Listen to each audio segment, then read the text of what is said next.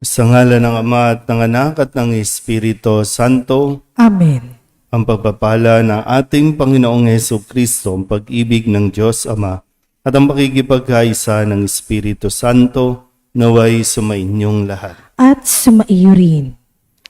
Mga kapatid, tinipon tayo bilang mga kaanib na angkan ng Diyos, kaya dumulog tayo sa maawaing Panginoong napapatawad ng lubos. Sinugong tagapagpagaling sa mga nagsisisi, Panginoon, kaawaan mo kami. Panginoon, kaawaan mo kami. Dumating na tagapaganyayang mga makasalanay magsisi, Kristo, kaawaan mo kami. Kristo, kaawaan mo kami. Nakaluklok ka sa kanan ng Diyos Ama para ipamagitan kami.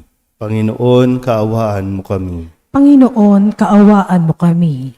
Kaawaan tayo ng makapangyarihang Diyos, patawarin tayo sa ating mga kasalanan at patnubayan tayo sa buhay na walang hanggan. Amen. Manalangin tayo. Ama naming makapangyarihan, pakundangan sa pagpapakumbaba ng anak mong masunurin, ibinangon mo sa pagkadapa ang sangkatauhang masuwayin. Ipagkaloob mo sa amin ang banal na kagalakan upang kaming sinagip mo sa kaalipinan ay magkamit ng iyong ligayang walang katapusan sa pamamagitan ni Jesucristo, sama ng Espiritu Santo, magpasawalang hanggan. Amen. Magsiupo po ang lahat.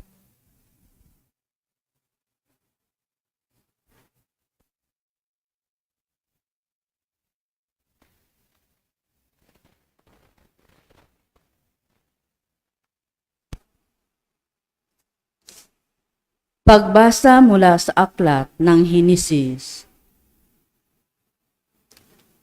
Noong mga araw na iyon, lumakad si Israel, dala ang kanyang ari-arian.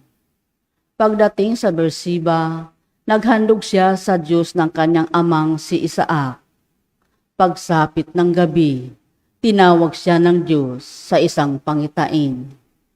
Jacob, Jacob, nakikinig po ako. Tugon niya, ako ang Diyos ng iyong ama, wika sa kanya. Huwag kang matakot na pumunta sa Ehipto. Doon ang lahi mo'y magiging isang malaking bansa.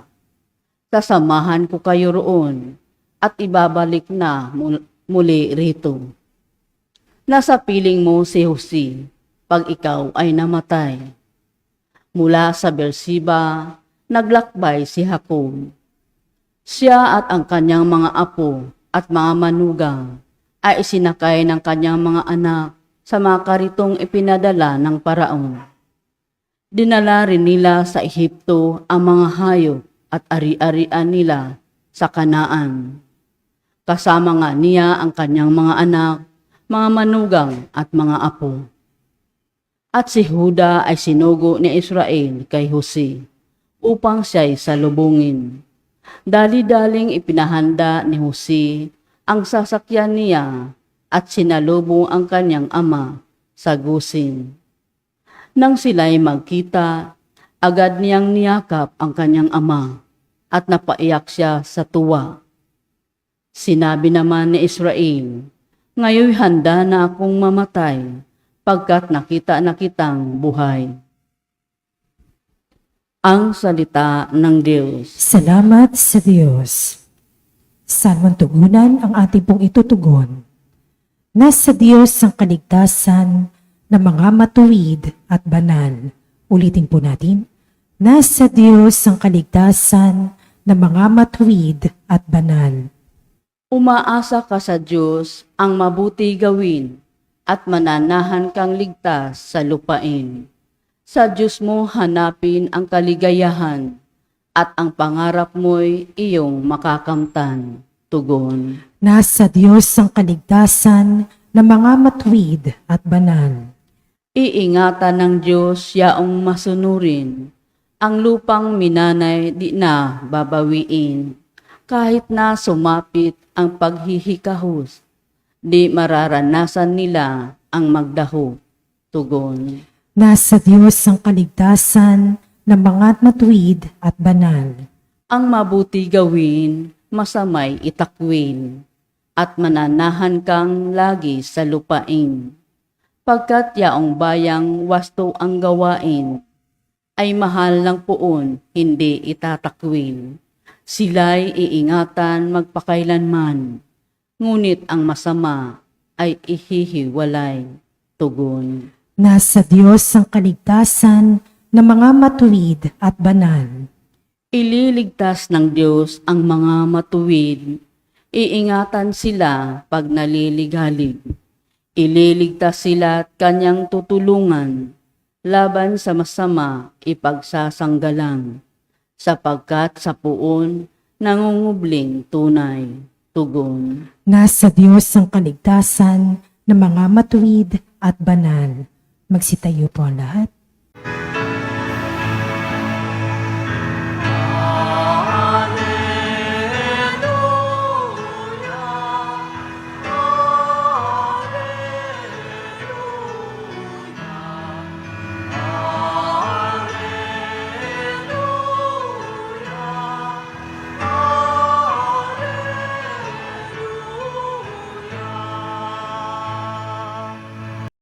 Sumainyo ang Panginoon. At sumaiyo rin. Ang mabuting balita ng Panginoon ayon kay San Mateo. Papuri sa iyo, Panginoon. Noong panahong iyon, sinabi ni Jesus sa kanyang mga apostol, "Ngayon, sinusugo ko kayo na parang mga tupa sa gitna ng mga asong gubat. Maging matalino kayo, gaya ng mga ahas, at matapat, gaya ng mga kalapati. Mag-ingat kayo sapagkat may mga taong magkakanulo sa inyo sa mga hukuman at hahagupitin nila kayo sa mga sinagoga. Dahil sa akin, ihaharap kayo sa mga gobernador at mga hari at magpapatotoo kayo sa harapan nila at ng mga hintil. Kapag nililitis na kayo, huwag kayong mabalisa tungkol sa sasabihin ninyo o kung paano ninyo sasabihin. Pagdating ng oras, ito'y ipagkakaloob sa inyo, sapagkat hindi kayo ang magsasalita, kundi ang Espiritu ng inyong Ama ang magsasalita sa pamamagitan ninyo. Ipagkakanulo ng kapatid ang kanyang kapatid upang ipapatay. Gayon din ang gagawin ng ama sa kanyang anak. Lalabanan ng mga anak ang kanilang mga magulang at ipapapatay. Kapuputan kayo ng lahat dahil sa akin. Ngunit ang manatiling tapat hanggang wakas ang siyang maliligtas. Kapag inuusig nila kayo sa isang bayan, tumakas kayo sa kasunod. Sinasabi ko sa inyo, hindi pa ninyo napupuntahan ang lahat ng bayan ng Israel ay darating na ang anak ng tao. Ang mabuting balita ng Panginoon. Pinupuri ka namin, Panginoong Heso Kristo. Isang mapagpalang umaga po sa inyong lahat. Ngayon po ay Biyernes para sa ika-14 na linggo sa karaniwang panahon at papatuloy po nating pakinggan o marinig ang simula ng pagmimisyon ng mga alagad. Matapos na ipakilala ang 12 alagad at bigyan ng kapangyarihan, ngayon ang huling habilin naman ni Jesus sa kanyang mga apostol na parang sila ay ituring nila ang kanilang mga sarili na parang tupa sa gitna ng asong gubat o mga asong gubat. Ibig sabihin, hindi magiging madali talaga itong gagawin nila. So lahat ay nilalatag na ni Jesus. Walang pagtatago ng kwento, walang no sugar coating na tinatawag. Ito ang haharapin ninyo para maging buo din ang desisyon ng mga apostol na hindi po pwedeng sabihin napilitan lang kami, pinilit lang kami, wala kaming choice kasi lahat ay inilatag na ni Jesus sa kanila. Nasa sa kanila pa rin kung matatakot ba sila at kung aayaw ba, aatras na ba, maiintindihan naman ni Jesus. Pero lahat ng ito ay sinabi nga ni Jesus na mararanasan nila. Matindi. No? Kahit nga sa relasyon, no? Magkakaroon ng pagtatakwil, pagsasampa ng kaso, pagpapatay o patayan dahil sa misyon, dahil kay Kristo. Malinaw po ba yun? No? So kung nag-aaway-away, napapatayan kayo dahil sa lupa, dahil sa pera, dahil sa kayamanan, dahil sa relasyon, hindi pa yan ang sinasabi ni Jesus na mararanasan natin. Pero tandaan din, no? Kung katulad sa mga apostol, hindi po pwedeng, sugod lang ng sugod. Kailangan yung right attitude din. Kasi kailangan mo din protektahan ang iyong sarili. Kung talagang gusto mong sumunod na magpahayag ng mabuting balita, dalawang katangian ang sinabi ni Jesus na dapat taglayin natin. Ang sabi niya, maging matalino kayo. So hindi pwedeng aanga-anga tayo na nasa simbahan tayo tapos wala tayong alam. Yung latest nga natin, no? Na parang binaboy na yung kanta nating Ama Namin, pero wala lang tayo. Maraming Katoliko, natuwa pa, nag-video pa. Kaya sabi ni Jesus, maging matalino kayo. Kasi para ma-identify mo ano ang nangyayari.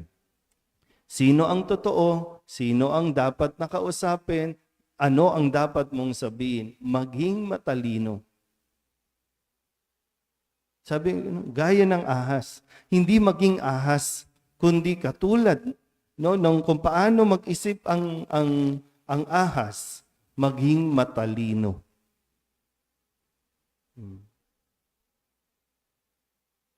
Tignan nyo nga yung katabi ninyo. Matalino ba o nagiging ahas na? Nanunuklaw. Mismong sa ating sariling komunidad, sariling simbahan, mismong tumutuklaw. Isinusugo tayo, no? Maging matalino. Minsan yung bang pinipili mo din kung sino ang dapat mong kausapin, piliin mo rin sino ang dapat mong sagutin, sino ang dapat mong parang kalabanin. Maging matalino. Hindi lahat ng away pinapatulan. Hindi lahat ng taong gustong manakit sa iyo, sasaktan mo. O kaya lalabanan mo. Mas maging matalino ka doon. Kung sinisiraan ka, huwag mo siraan, mas maging matalino ka doon. Kasi lahat naman lahat gagawin ng demonyo para mawala ka sa focus. Ngayon, kung di ka magiging matalino, wala talaga. Magigising ka na lang isang araw, lumayo ka na o napalayo ka na sa Diyos. Pangalawa, ang sabi dito, maging matapat kayo. Gaya ng kalapati. Paano ba kalapati? Di ba pag pinalipad mo, babalik at babalik yan. Kasi yun yung katapatan niya doon sa may-ari, sa nag-aalaga sa kanya, sa nagpalipad sa kanya. Babalik yan. Dalawang katangian na dapat mayroon tayo. Nang sa ganon, kung sakaling iharap tayo sa hukuman, may manira sa atin, hagupitin man tayo, mananatili tayong tapat hanggang wakas.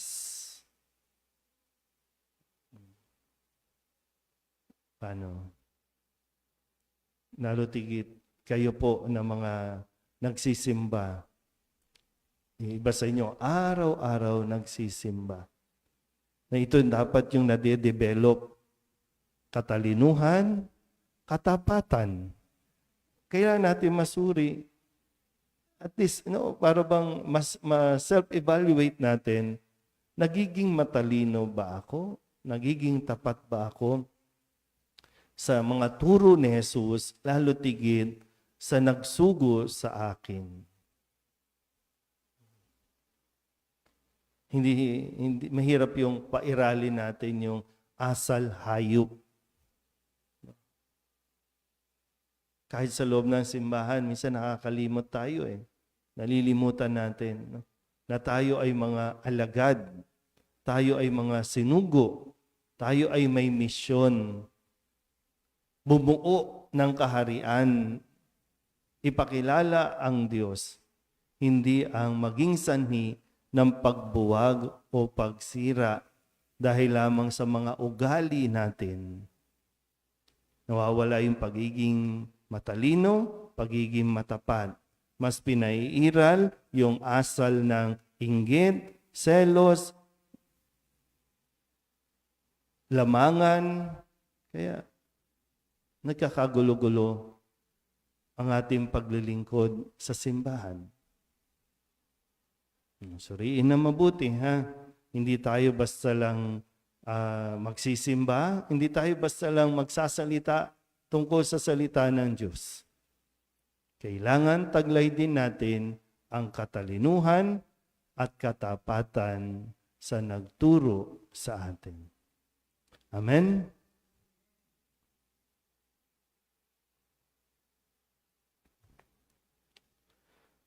May tiwala sa paggabay at proteksyon ng Diyos sa lina at lumapit tayo sa Kanya na siyang laging handa sa pagkalingang hindi magmamaliw. Ang ating itutugon, Ama, ipadala mo sa amin ang iyong Espiritu. Ama, ipadala mo sa amin ang iyong Espiritu.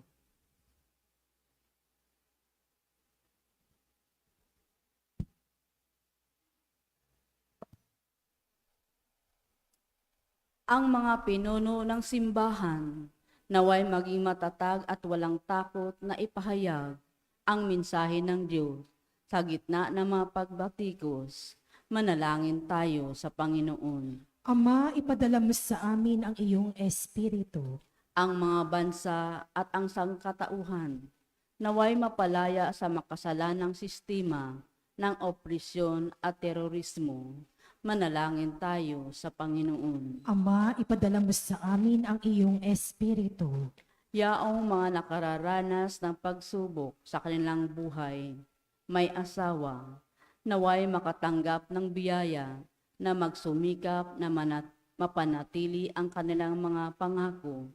Manalangin tayo sa Panginoon. Ama, ipadala mo sa amin ang iyong Espiritu. Yaong mga pinahihirapan ng takot at ligali, naway makatagpo ng kaligtasan sa ating komunidad. Manalangin tayo sa Panginoon. Ama, ipadala mo sa amin ang iyong Espiritu. Yaong mga namayapa, naway umani ng pabuya sa kanilang mabuting mga gawain sa walang hanggang kaharian ng Diyos. Manalangin tayo sa Panginoon. Ama, ipadala mo sa amin ang iyong Espiritu. Idulog din natin sa Panginoon ang ating mga personal na kahilingan at mga panalangin para sa ating mga pamilya, kasama ang mga kahilingan ng lahat ng mga nanonood sa online. Lahat ng mga misang pasasalamat, special na intensyon, mga agarang paggaling ng mga may sakit at mga kaluluwa na inihiling na ipagdasal sa misang ito.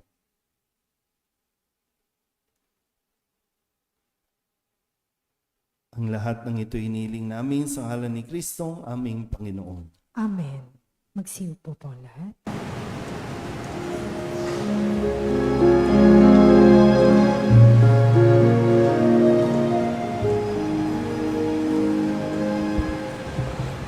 Alay namin aming buhay, bawat galak at lumbay bawat pangarap naming taglay sa palad mo nilalagay.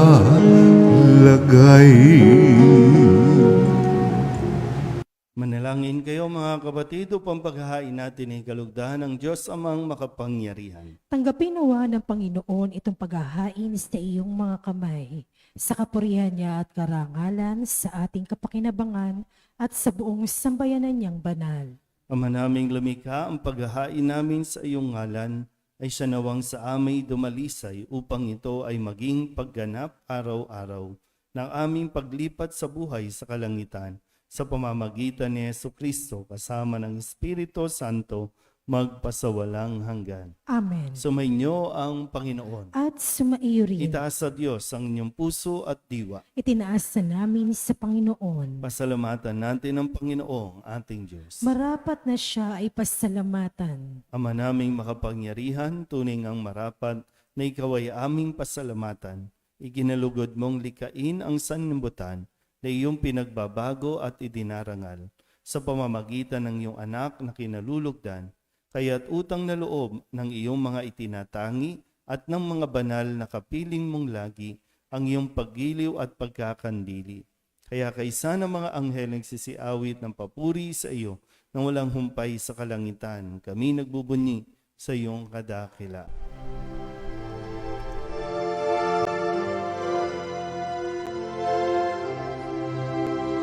Santo, Santo, Santo, Panginoong Diyos makapangyarihan, napupuno ang langit at lupa ng kalwalhatian mo. Hosana sa kaitaasan, pinagpalang na paririto sa ngalan ng Panginoon. Hosana sa kaitaasan.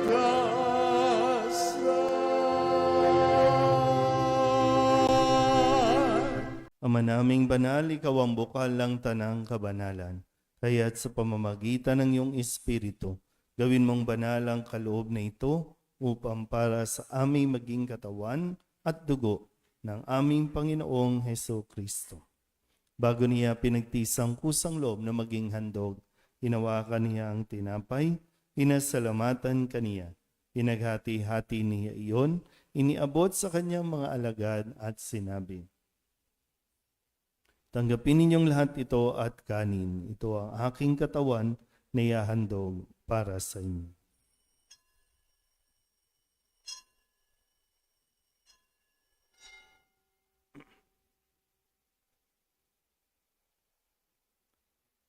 Gayun din naman nung matapos ang hapunan, hinawakan niya ang kalis, muli kaniyang pinasalamatan. Iniabot niya ang kalis sa kanyang mga alagad at sinabi,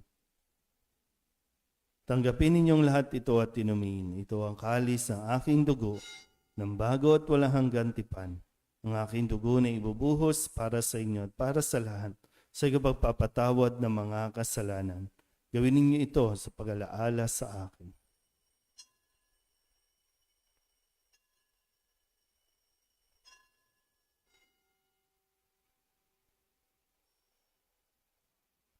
Ipagbunyi natin ang misteryo ng pananampalataya. Si Kristo'y namatay, si Kristo'y nabuhay, si Kristo'y babalik sa wakas ng panahon.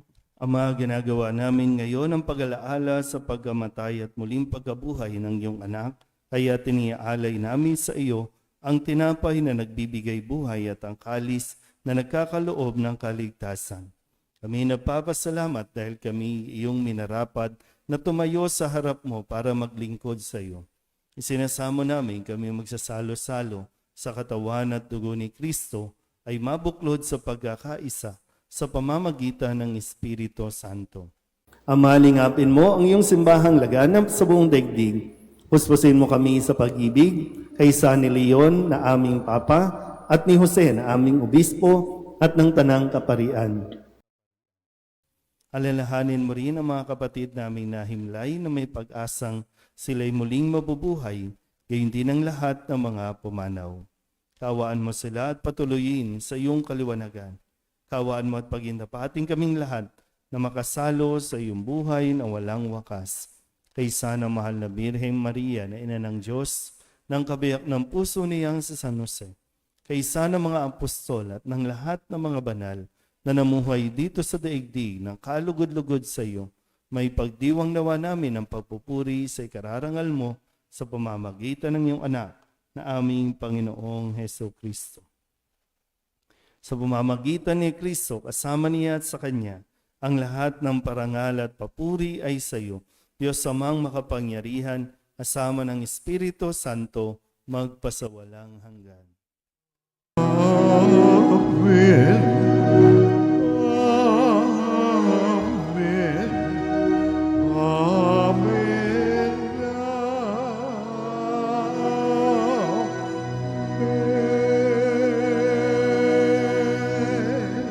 Sa tagubili ng manakagagaling na utos at turo ni Jesus sa Panginoon natin at Diyos, ipahayag natin ng lakas loob.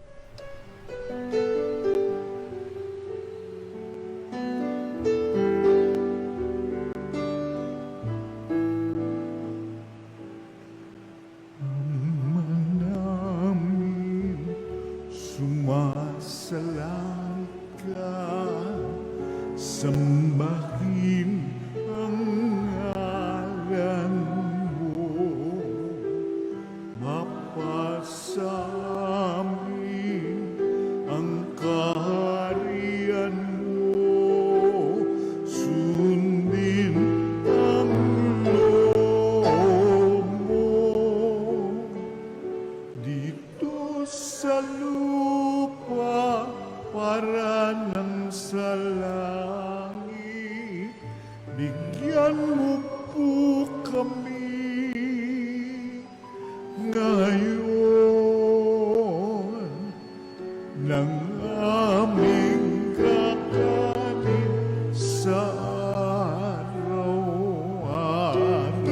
at patawarin mo kami sa aming mga sala para ng pagpapatawan namin sa nagkakasala sa amin. At huwag mo kaming ipagdulot sa tukso, at yadya mo kami sa lahat ng masama.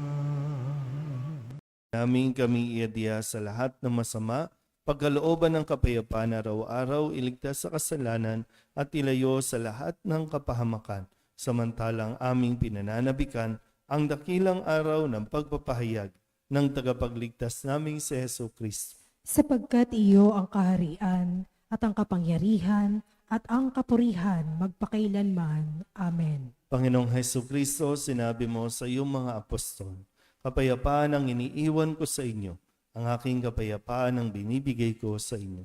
Tunghayan mo ang aming pananampalataya at huwag ang aming mga pagkakasala. Pagkalooban mo kami ng kapayapaan at pagkakaisa ayon sa iyong kalooban, kasama ng Espiritu Santo, magpasawalang hanggan. Amen. Ang kapayapaan ng Panginoon ay laging sumainyo. At sumaiyo rin. Magbigayan po tayo ng kapayapaan sa isa't isa.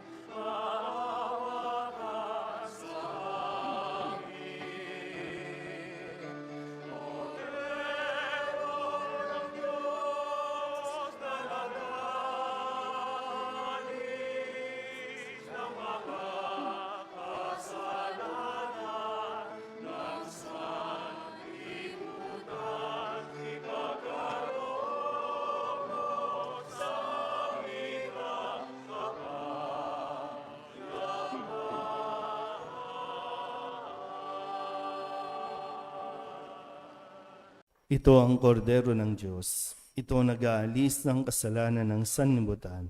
Mapalad ang mga inaanyayahan sa kanyang piging. Panginoon, hindi ako karapat-dapat na magpatuloy sa iyo, ngunit sa isang salita mo lamang ay gagaling na ako. Katawan ni Kristo, Amen.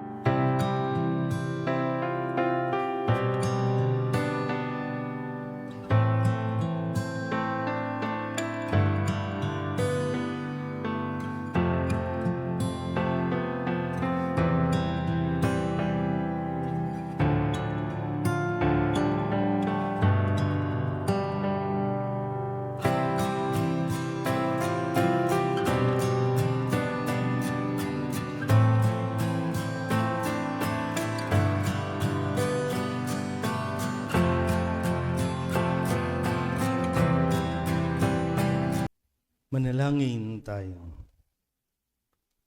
Ama naming mapagmahal, kaming iyong pinapakinabang, ay loobin mong laging lumingon sa pinanggalingan ng tinanggap namin ngayon para pagsaluhan sa pamamagitan ni Jesucristo kasama ng Espiritu Santo magpasawalang hanggan. Amen. Sumainyo ang Panginoon At sumaiyo rin. at pagpalain kayo ng makapangyarihang Diyos, Ama at Anak, at Espiritu Santo. Amen. Tapos sa banal na misa, humayo tayo sa kapayapaan ni Kristo. Salamat sa Diyos. Magandang umaga po.